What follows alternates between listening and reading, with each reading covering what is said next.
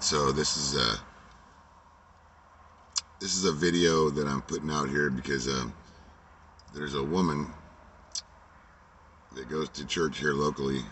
Um, I'm not sure if it's Richland, Kennewick, or Pasco. It could be any of the three of those. I'll mention the churches in a second that I think it could be. Um, um, don't know her name, but her husband's name is Tanner. And from what my wife's youngest son says, he drives a white truck, pickup truck.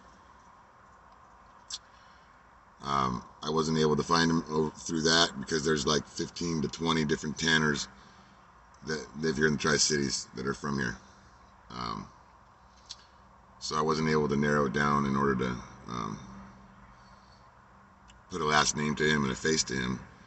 But I'm sure with the help of the local social media here in the Tri-Cities, he'll have a last name and a picture associated with this post. I would say, within the hour of this post. So this guy's wife, whatever her name is, and my wife, Makayla, everybody knows my wife, Makayla Castanares,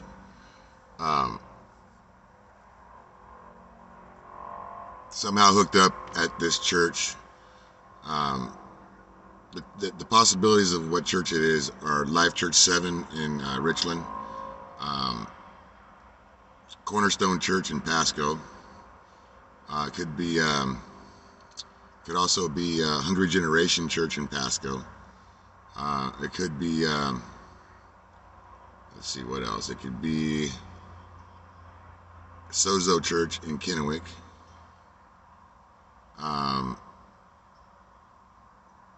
Those are the only four that I can really say that we've been to that it could be.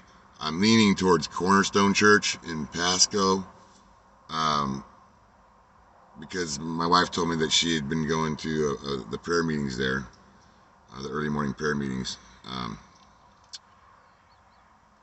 with a friend of ours that goes to church there. And so I'm thinking that's where she met this woman. This woman wanted to take my wife under her wing and be her mentor, her spiritual, pastor, so to speak, I guess. She just wanted to be like a spiritual mother to her, I guess, and try and help her through some things. And these are things that you guys are all pretty aware that we've been dealing with since even before we were married. We've been married almost 3 years now, and we were dating for a couple years before we got married. So it's been about 5 years almost of just nonstop infidelity, nonstop adultery since we've been married, and nonstop fornication since before she married me. My wife has an issue with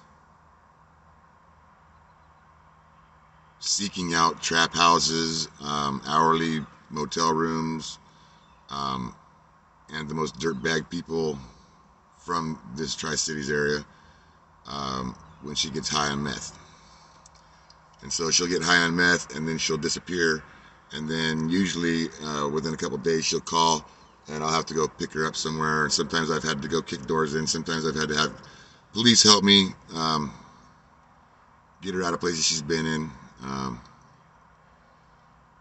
She's got a heavy addiction to methamphetamines, and she's been that way for the last 15 years. And there's underlying issues there. I mean, she's got a lot of stuff that happened to her in her childhood that I'm not going to go into, but pretty heavy, extremely heavy, dysfunctional, and straight up abuse that she endured from a very, very young age. I'll say from 2 years and on.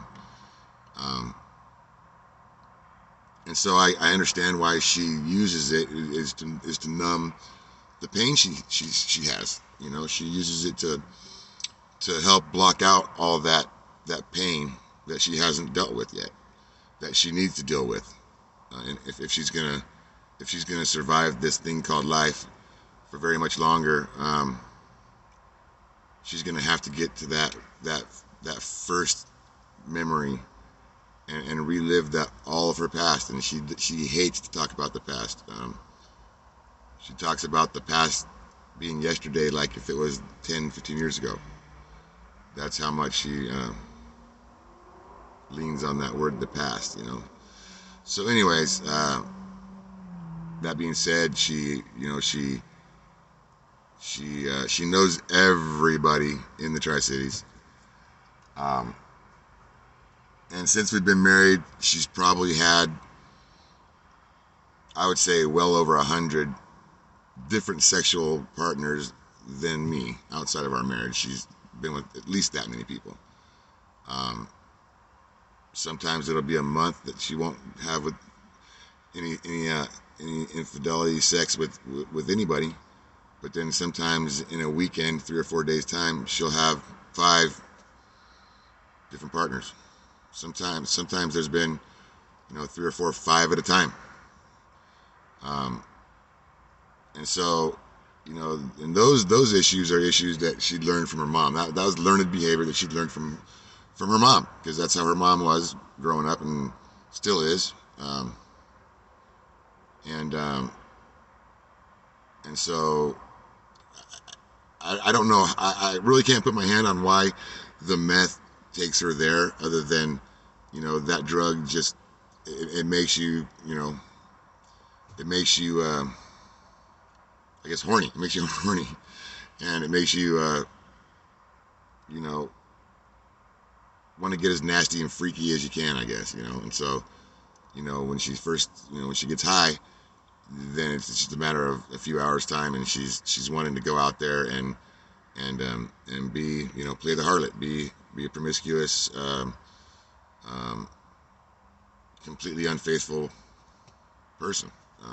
I don't think she looks at those things when she's thinking that way. I don't think she thinks that way at all. I think she's just thinking that I got to find somebody to be nasty with, somebody to be somebody that will fulfill the fantasies and desires that that I have when I'm high. And that's what I think where her mentality is.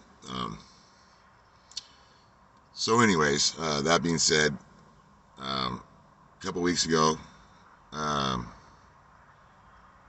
she hooked up with this woman that wanted to mentor her.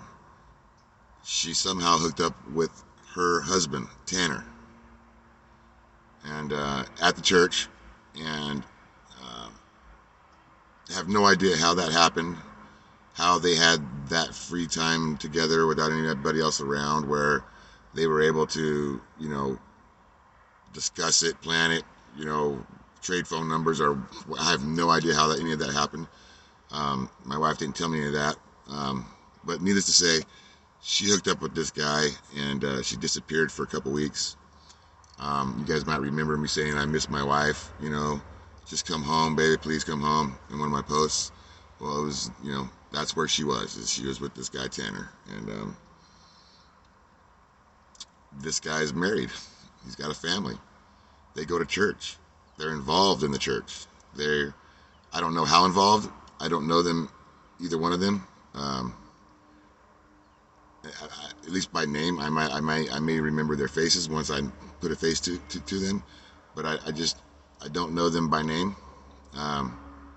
But I do know that when I called a couple of them out privately on Messenger, and a couple of them publicly on Facebook, they all got the same story. You got the wrong guy. It's not me. I'm not the Tanner you're looking for. And some of those were completely believable, and I had already kind of ruled them out, but just wanted to do the process of elimination, so I can get down to which Tanner this is out of the 15 or 20 of them that there are. And you can feel free to search the name Tanner, Tanner, in the Tri-Cities, and you'll see all the ones that come up. And anyways, the way I found out was Makayla's youngest son, Tyler. Her youngest son, Tyler, was with his mom a couple weekends ago when Tanner came and I guess picked them up and took them to the movies on like a date. And so little Tyler knew what his name was and what he was driving that night and so forth. And then Makayla's oldest son, Julian, little Tyler told Julian, Mommy's got a new boyfriend, which is funny because that's like every weekend, literally. And he told Julian, his name is Tanner, and he drives a white pickup truck, and he took Mommy to the movies, and la la la la. And so last week I picked up Julian from school, and he wanted to help me find his mom because there was no communication. I had no idea where she was. Neither did any of the kids know where she was. Nobody knew where she was. Her mom, the last I knew, she was with her mom in a little town, a little horse town, just a little bit south and east of Kennewick, and it's kind of a country town, real small, and her mom lives out there, and that was the last I knew she was staying out there with her mom. And so that was where me and Julian started. Well, first we went by her apartment, and all the peoples that she hangs out with there in the complex, and nobody had seen her, so we went out to Finley, and Julian went up to the door, and nobody was there, nobody answered, but the door was unlocked, and so he went in, and there was nobody there, and so we left, and then she texted him and said that she was there, and she was there by herself, and to come back, and so I dropped Julian back off down the road a little ways, and he walked back up. Well, she was walking from the other direction towards the house, and he was walking from my direction, from where I was, towards the house. And I guess they kind of met somewhere in the middle, or somewhere a little bit past the house from Julian's standpoint. And so Julian questioned her about who this guy was and what she was doing, why she was cheating on Seth, and me and Julian have gotten pretty tight in the last few months. Like, we've really kind of gotten as close as we could possibly get to a father-son relationship with not being biological. You know what I mean? Like, it's been pretty cool. But anyway, he was upset with her for cheating on his stepdad, somebody that he cares about, and because he could see how hurt I was about it, and how anxious I was, and how on edge I was, and how angry I was, and how brokenhearted I was, and all that. And so he questioned his mom on it, and she was seeing somebody else, and she said yeah. And then he said, "Is his name Tanner, and does he drive a white truck?" And she said yeah. And she said, "So what's up? Like, you love him or something?" And she said yeah, loves him. I mean, it's like she forgot what the difference between love and lust was all of a sudden. And so anyways, they've been doing the deed, I guess, for going on 3 weeks now, maybe even a month now, somewhere in there. And the whole time, this woman, his wife, Tanner's wife, is trying to get Makayla under her wing, and so she can mentor her, which I just find so disturbing, So disturbing. And so a few days ago,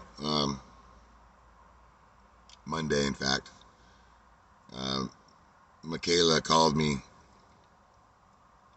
I guess it was about 7:30 in the evening, and all she said was she was breathing really heavy, like, and she was saying, and she was dry heaving, and she said, "I'm gonna die tonight." And I said, "No, you're not tonight. Where you at?" And she said, "I'm at the apartment." And then she started to do the dry heaving thing again, and she hung up. And so I left my house and I drove over there. And when I got there, she was fine. And, it was her way of crying out to me that she needed me, basically. And so we left the Tri-Cities and went out to the Yakima area, out into the wilderness, and we were going to do a 3-day fast that God's been telling her to do and started to tell me to do about 6 months ago. But he's been telling her to do this for, I guess, I'm a little over a year now, and she hasn't done it. She's tried a couple times, but she never gets past day one, maybe day 1.5 is the longest she's gone. And she's probably tried 20 times, and she just cannot deal with being hungry. And I keep trying to tell her, well, that's what fasting is. If you're trying to break down the flesh, that's how you do it, is you don't eat, and then that kills the flesh. And that's the only way that you're going to get your spirit man to be back in control of who you are as a human being. We are a spirit, and we live in a body, and we have a soul, okay? And if the flesh is in control, then you're going to give the flesh what it wants. You're gonna live in sin. You're always going to give in to every temptation that comes your way physically. You're going to want to feel good, right? And so that's what this whole sex thing that she has is. That's what the whole meth thing is that she has. And so we went up there, and we weren't even there 7 hours, 8 hours. And she wanted to go back. And I said, nope, I'm not leaving. This car's not leaving for 3 days. Bottom line. And so she started walking down the road. There's a dirt road out in the middle of BFE. It's probably about 15 miles back to, maybe even 20 miles back to a main road. So, I mean, what was I going to do? I mean, I just couldn't stay there and.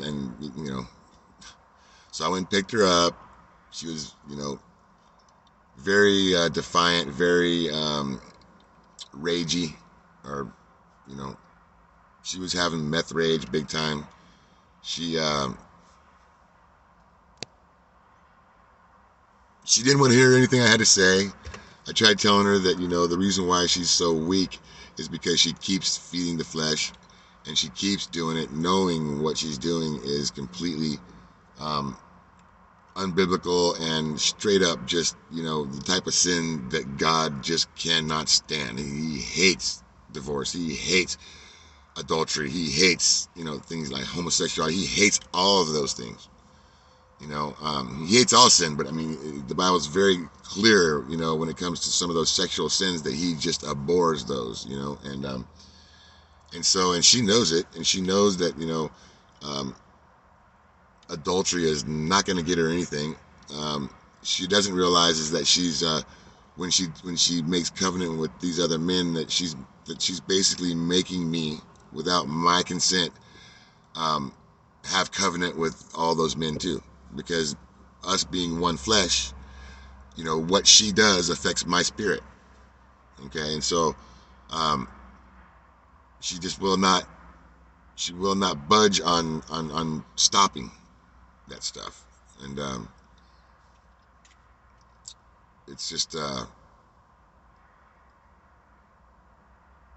it's been really sad. It's been sad. It's been very, very hurtful.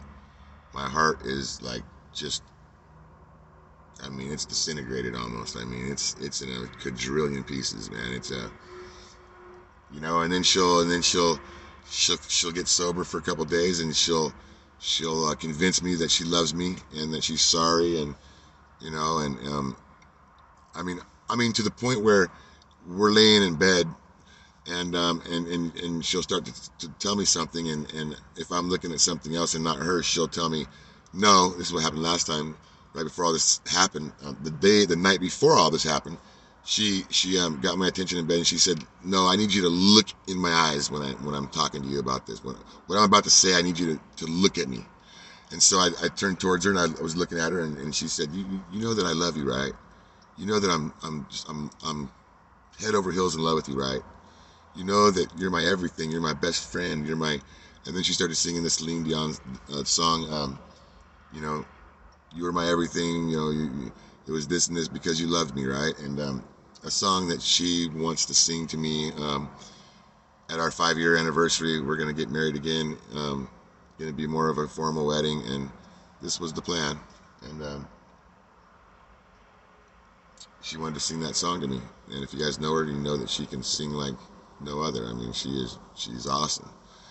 And so, you know, every time she sings that song, I boo-hoo, you know what I mean? And so she told me that, you know, I love you, and I'm in love with you, and you're my everything, and you're my best friend, and you're my, you know, the same things that she's always told me, that it convinces me, you know what I mean? Like, it makes me want to believe her. It makes me want to hold out that hope a little bit longer, you know, like, and it's like, I know that most of the time it's just deception. It's just telling me what I want to hear, to keep me around a little bit longer, to keep me doing things for her, to keep me being her best friend, which is what I've been. I mean, I personally, I believe that I am the only person that she's ever met in her entire life that loves her unconditionally and forgives her unconditionally. Otherwise, I would never be around this long. I mean, obviously, I have agape for her, or I would have divorced her a long time ago. The first time she was, you know, cheated on me, I would have gotten rid of her. I would have 86 that, you know what I mean? But like, because of all the underlying stuff, I mean, one time I told her to kick rocks, and God told me in that little still small voice, He said, no, if she's kicking rocks, son, then you're kicking rocks. She's my princess. She's a princess of the Most High God. She ain't kicking rocks unless you're kicking rocks too. And so it's been really hard to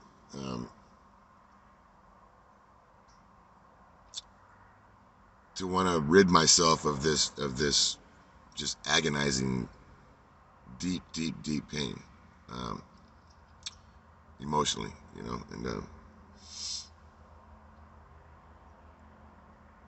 and so that's what she told me the night before all this went down. And like I said, that was about, it's going on a month now. It's been, you know, 3 weeks and a few days maybe. And so anyway,